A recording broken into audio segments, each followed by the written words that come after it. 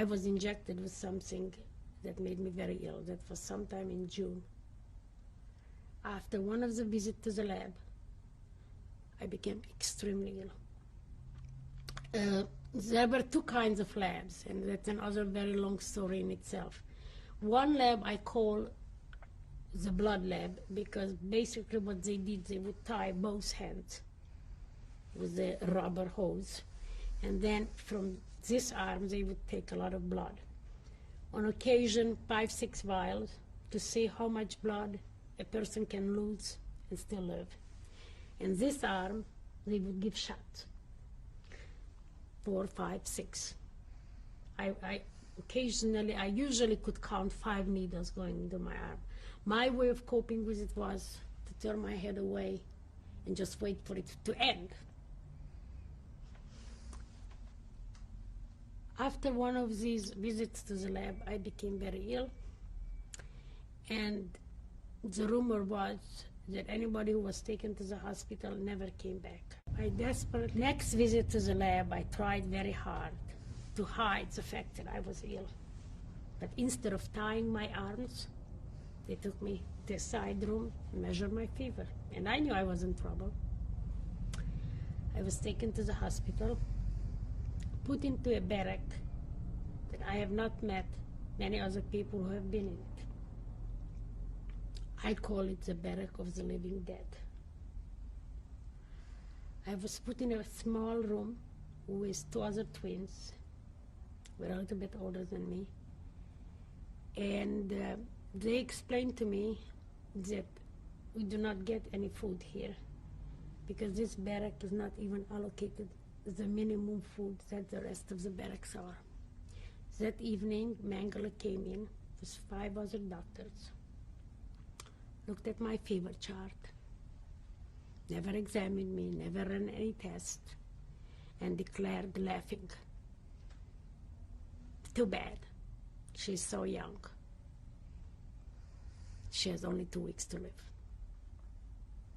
I made a second silent pledge that I will do anything in my power to prove him wrong, to survive, and be reunited with Miriam. For the first 2 weeks, I was between life and death.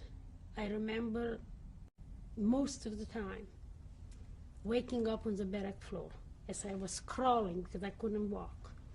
And even in semi-conscious state of mind, I kept telling myself, I must survive, I must survive. I would fade in and out of consciousness. I looked up in the 2 sides, the 3-story bunk beds filled with these walking dead, or living dead, because they couldn't walk. All they could do is scream. Twice a week, the trucks would come, and they would throw them like sacks of potatoes onto the truck, and the screams were horrifying. So this was a place where they collected people until they had a place in the gas chamber. After 2 weeks, my fever broke. I realized that if I could show them that my fever was going to go down, that somehow they were going to release me. So I learned to read the thermometer. The 2 girls who were with me taught me how, and I don't know what disease they had. The nurse came and put in the thermometer. I would pull it out, check it. If it was too high, I would shake it down, put it back in, and let it stick out in the back. And this way, I was in charge of how much fever I was going to have. I was very concerned because I thought, well, I could right now be well and be reunited with Miriam. But I was worried that they would become suspicious. So I worked it very carefully. It took me 3 weeks for my fever to be normal, even when I was released. And in 3 weeks, I proved to Mengele that I was well. Mengele, in my case, never, ever talked to me. He talked about me. He talked at me. You have to realize, Mengele did not treat us as human beings. We were just his treasured experiment subjects. it's a very strange relationship because in the barrack itself, when I was with the other twins, he was very handsome, and there were some girls who were 12 and 13 years old, and they would say, oh, he's like a movie star. They would have a crush on him. In addition to that, all these children have lost their whole families. So he became the father image. He became our father and our tormentor, our protector and tormentor at the same time. I would say that in all these bad things, there was still one pretty lucky thing, that this monster of a doctor was interested in experiments on twins.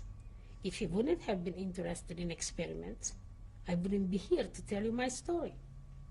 So in all that crazy, crazy, miserable place, I have to look at it as still some strange stroke of luck, that at least I had a little chance to survive.